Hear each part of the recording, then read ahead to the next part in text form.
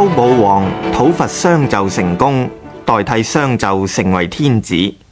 但係周國本來只係中國西方渭水流域一個小國，而商代喺中原嘅舊勢力仍然唔細，所以周雖然代替咗商，但係周武王仍然要封紂王嘅仔武庚，即係陸虎做殷侯，由武庚管理翻啲商代遺民。不過周武王亦都安插幾個兄弟喺武庚嘅周圍監視。2年之後，周武王過咗身，佢嘅仔成王又好年輕，所以由周武王嘅弟弟周公，即係姬旦攝政。點知有幾個原本監視武庚嘅兄弟不滿，結果以管叔姬先為首，聯合商紂嘅仔武庚同埋另外一個兄弟蔡叔密謀作反，想奪取政權。參加呢次叛變嘅仲有好幾個東夷部落，例如徐、冉、博姑、熊、嬴等等嘅方國。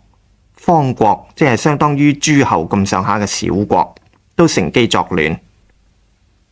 管叔嘅封地喺今日河南省鄭州市，而其他嘅叛亂分子就喺附近。咁即係話，差不多中原所有地方都有動亂。呢一種情況對於啱啱得到天子地位嘅周朝，的確好危險嘅。於是周公率領大軍東征，好彩武庚啊、管叔啊同埋蔡叔啊等等東夷部落唔係好團結，變成勢力薄弱。周公東征3年，終於平定咗亂事，將武庚殺咗，仲乘勢進兵泰山一帶。於是周朝就可以直接控制整個黃河大平原，一直到東海嘅地方。同時，周公又換咗一啲唔服從嘅部落首領添。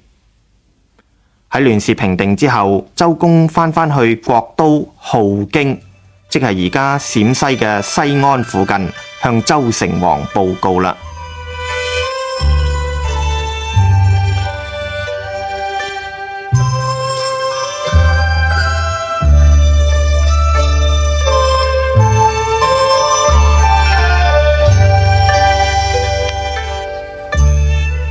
啟稟天王，周公旦求見。快啲請佢入嚟啦！遵命。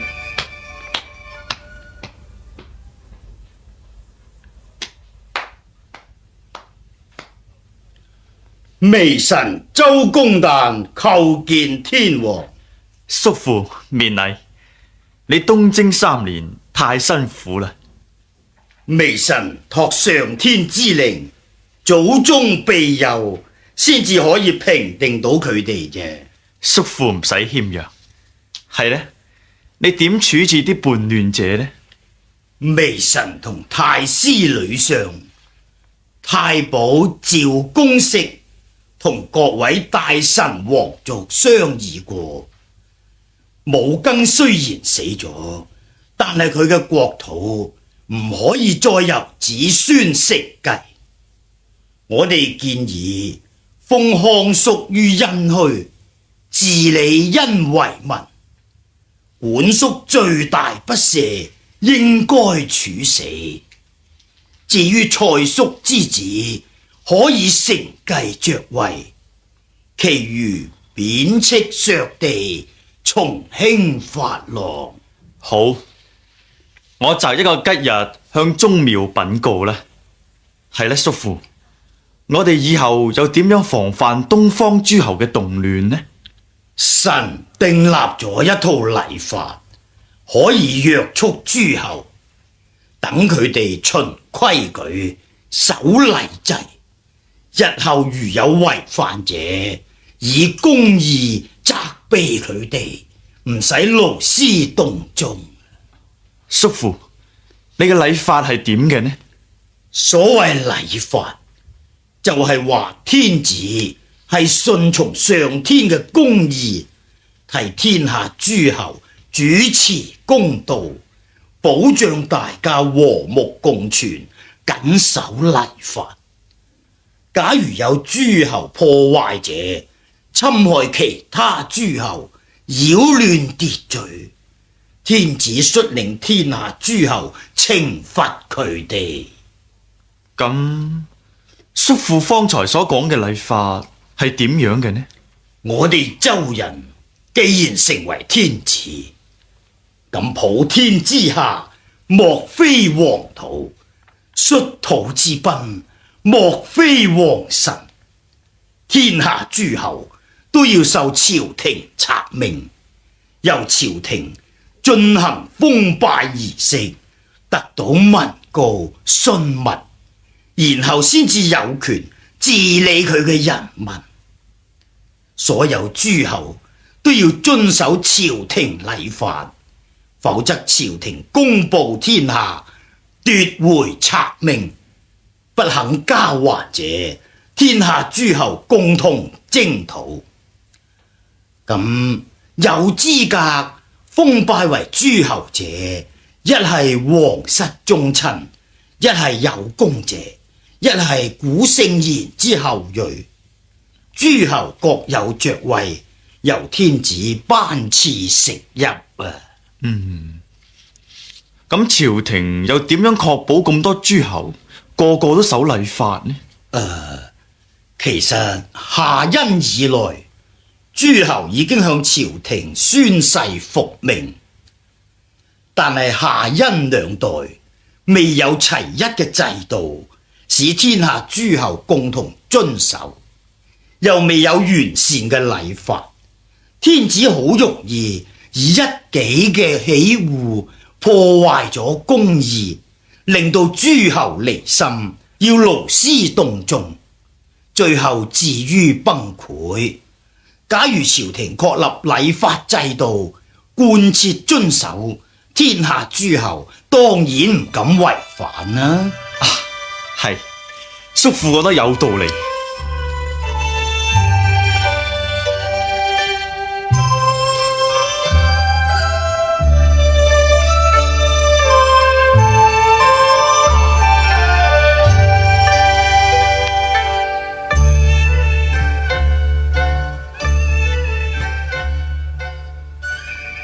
結果周成王真係聽從周公嘅意見，下令殺咗管叔，又將蔡叔流放，而成語大義滅親就係咁嚟噶啦。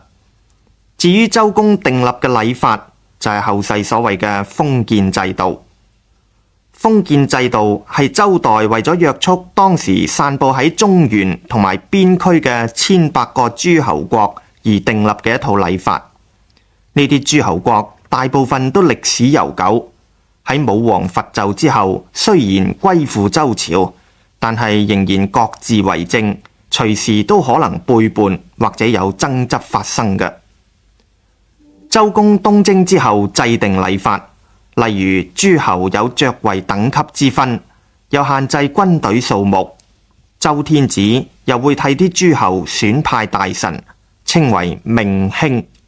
命係命令個命，卿係公卿大夫嗰個卿。封建制度又限定各種朝貢禮節，諸侯之間關係亦都要有一定嘅常規。假如任何諸侯違反咗呢一啲規定，周天子可以按照禮法懲罰。呢一啲就係封建制度嘅大概情形啦。周朝建立咗呢一種封建制度，可以話將原本靠朝貢盟誓嚟維持秩序嘅古代部落關係納入軌道。但係禮法嘅背後要有相當嘅實力作為後盾先得㗎。所謂實力就係周天子嘅權威啦。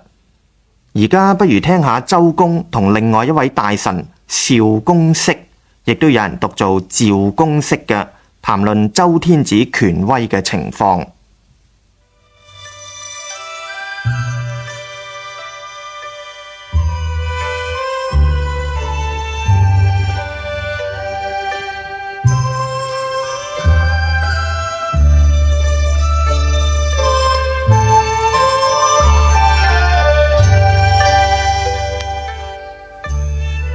周公，我哋周人終於能夠討平叛亂，代替紂王成為諸侯共主，你話係咩原因？哦，因為紂王失去天命，而我哋周人得到天命，所以代之而興。哦，咁天命又點解釋呢？你有所不知啦，趙公，天命係無情嘅。紂王嘅祖先成湯亦曾經得到天命，佢任用賢人，替百姓同天下諸侯主持公義，人人生活安定。於是佢得到人民嘅擁戴，成為人民嘅主人。商嘅皇族百官都奉公明法，小吏諸侯都勤勞盡責，所以天命不絕。但係到咗末代，破壞公義，君主放縱，唔愛惜百姓，上下貪財，剝削小民，因此日漸暴戾，殘害國家，於是滅絕天命。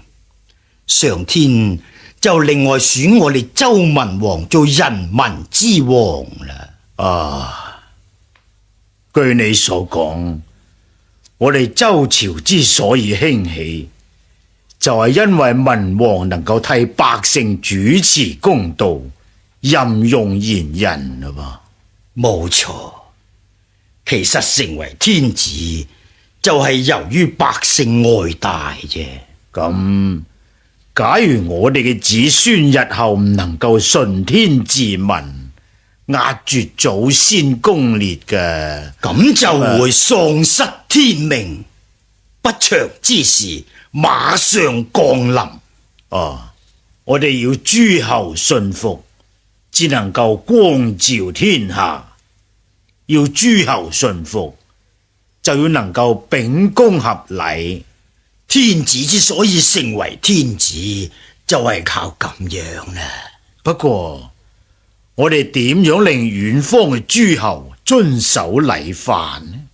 我已經同其他大臣商議過，我哋應該封同姓忠臣同埋功臣去各處地方成為方伯，領導鄰近諸侯，等佢哋能夠遵守朝廷禮法。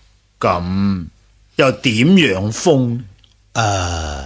司尚府可以封於博姑，由佢領導東海一帶嘅諸侯；白琴可以封於少昊之墟，由佢領導泗水、泰山一帶嘅諸侯；項叔封於殷墟，唐叔虞封於夏墟，由佢哋分別領導商同餘下9國。趙公，你就封於燕，領導易水一帶嘅北方諸侯。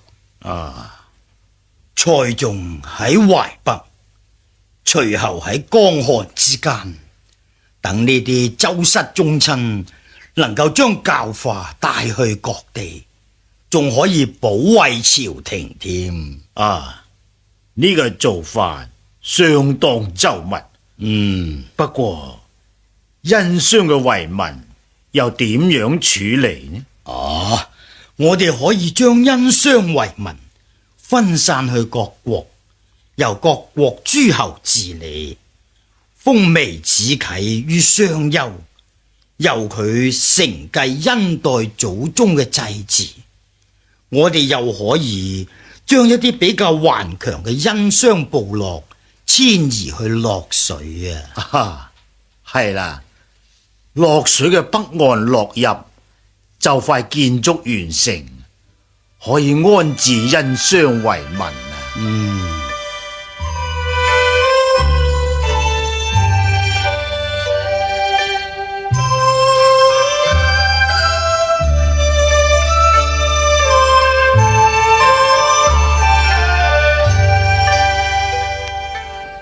周公嘅封建制度主要作用係將宗族嘅力量分佈去當時天下各地，由呢啲同姓宗親領導各地諸侯，等佢哋服從周朝嘅禮法。呢啲諸侯由於都係周室嘅同宗，而喺古代拜祭祖先係非常重要嘅事，只有大宗，即係長子嫡孫嗰個系列，先至有權代表宗族祭祀祖先嘅。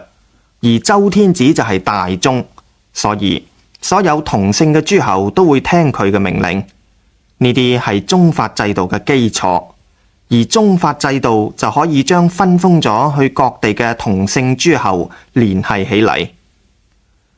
據後人嘅傳說，周初所封嘅同姓諸侯有50幾個國家，即係魏、魯、晉、曹、蔡、虞、虢、燕、徐等等。呢啲同姓諸侯國大部分都係喺土地肥沃同埋交通要衝嘅地方，所以都成為附近地區嘅政治、經濟、文化中心。由此可以知道，當時嘅同姓諸侯係相當有實力㗎。後來到咗所謂春秋時代，周天子勢力轉弱，呢啲同姓諸侯國大部分就成為強國啦。當時黃河中下游嘅一條支流洛水北岸嘅地方，係周朝計劃興建嘅東方政治經濟文化中心，後人就叫做洛陽啦。由於洛陽係喺周公討平武庚同管蔡二叔嘅叛亂之後落成嘅，所以當時叫做成周，表示周朝成為大一統嘅共主。成周就係周朝大一統之後東方諸侯嘅中心啦，而且係由周公率領各大臣主持落成典禮。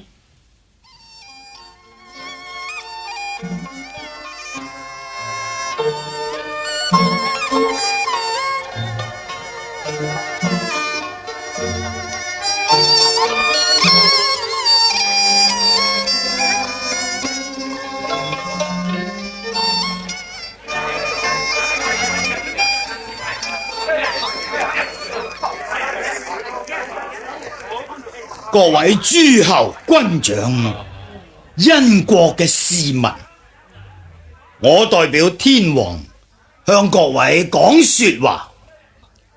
上天係唔會講說話嘅，我哋要知道天命點樣，係要由人民嘅生活情形嚟檢討。上天係唔會永遠保佑一個宗族。我哋周人本來係小國，係唔敢同大國爭奪天命，只不過紂王無道，敗壞公義，人民怨恨，上天就降災禍，我哋周國先至可以代殷成為天子。我將你哋遷嚟呢度，你哋要守法則，好好工作，耕種田地，順從天命。領命。我已經預備放項屬於殷墟，稱為衛國，治理你哋嘅舊國土同宗族。我頒下誥命，要項屬凡事遵照殷人嘅習慣，遇有疑難嘅時候，要多多詢問殷人嘅父老長者，唔好縱容奸狡之人，破壞秩序，令到殷嘅遺民能夠安安樂樂咁過日子。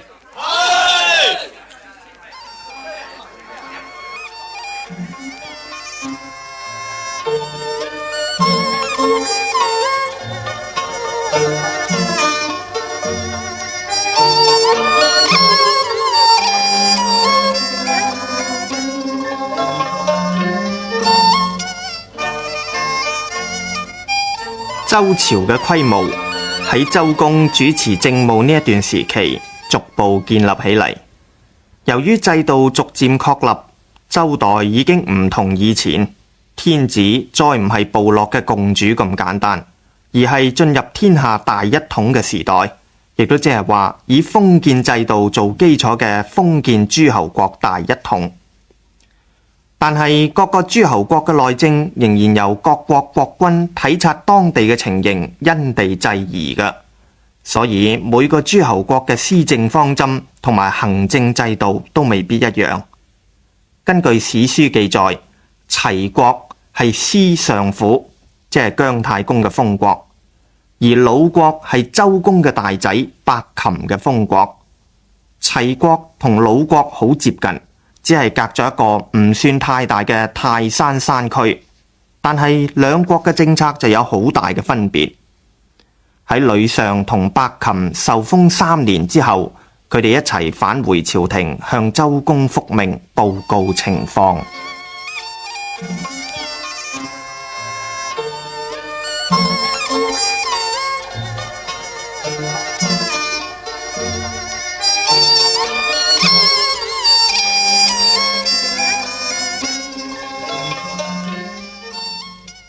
啟稟周公，齊侯司上府同埋魯侯伯禽回朝復命後見。好，快啲請佢哋入嚟。遵命。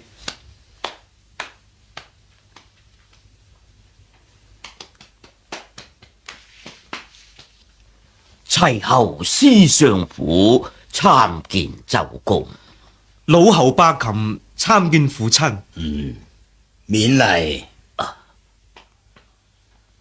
係啦，你哋治理封國3年，究竟情形係點樣啊？係啦，司上府，你講下先。係，我受天王指命，封到東海濱嘅齊國。我帶領隨行嘅人出發，行到中途，聽聞途中嘅人講話機會難得已實，我俾佢提醒咗，留言馬上起行，匆忙趕路，好彩嚟得切。哦，點解啊？因為齊地同夷人鄰近，東方嘅來夷原來已經出發同我爭奪，好彩我到咗都邑迎幽，快過來夷一步，咁安定咗本國，來夷先至退走啊！你又點樣治理齊國啊？齊國喺海邊，土地鹹腐，唔適宜於耕種。我鼓勵百姓捕魚煮鹽，設立官府買賣，人民生活富足。由於夷人唔少，我仲制定法例，以唔違反當地嘅習慣為準，所以禮儀簡單，容易變通啊！咁伯禽你又點啊？啟稟父親，孩兒治理魯國，務必遵守周禮，教化百姓，使佢哋消除野蠻嘅習俗，人人守3年喪，倫理親睦，用功耕種。咁啊，伯禽亦都算係好嘅國君啦。不過啊，不過咩呢？周公，魯國後世要受你嘅齊國欺負。點解呢？父親，你當然唔知啦。一個國家政務並非簡易，唔順從人民嘅慾望，人民就覺得約束，而且國家施政效率遲緩，當然唔及得平易近民咁受歡迎啦。齊國法令隨住環境變化，當然易發展。周公嘅見解的確有意思。不過相父，齊國日後多爭執，比唔上魯國宗族和睦噃。